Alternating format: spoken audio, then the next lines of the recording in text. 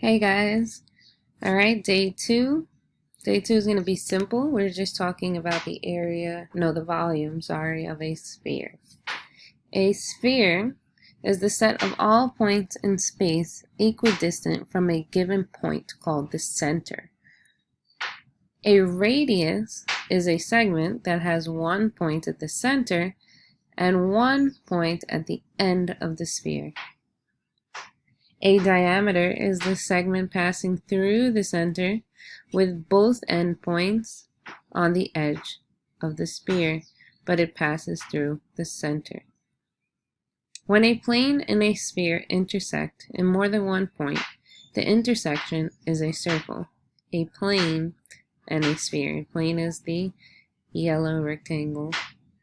If the center of the circle is also the center of the sphere, the circle is called a great circle of the sphere.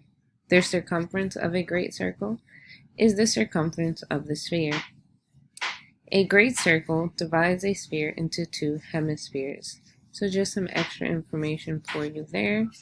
And here, a picture of a sphere in New York City that has a diameter of 87 feet. The formula for the volume of a sphere is 4/3 pi r cubed. Now, we know the area of a circle. And area, we use square units. Volume, we use cube units. So that's how I like to remember the formula. I know that volume is cubed, so it is r cubed. Area is squared, so we use r squared in that formula for area of a circle.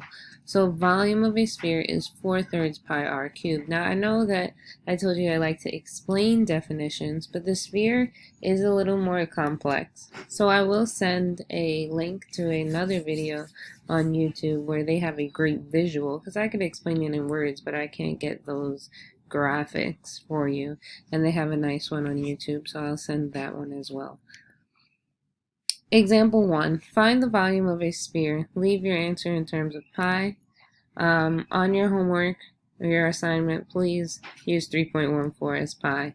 So volume equals 4/3 pi r cubed. We substitute. R is 6. Now be careful if they give you the diameter. We know we need to cut it in half. 6 cubed. 6 times 6 is 36. 36 times 6. 216. So 4/3 times 216, you can do 216 times 4, the numerator, and then divide by 3. And that's how we get 288 times pi. And of course, times pi would be times 3.14. So our final answer, please round to one decimal place, 904.3 meters cubed.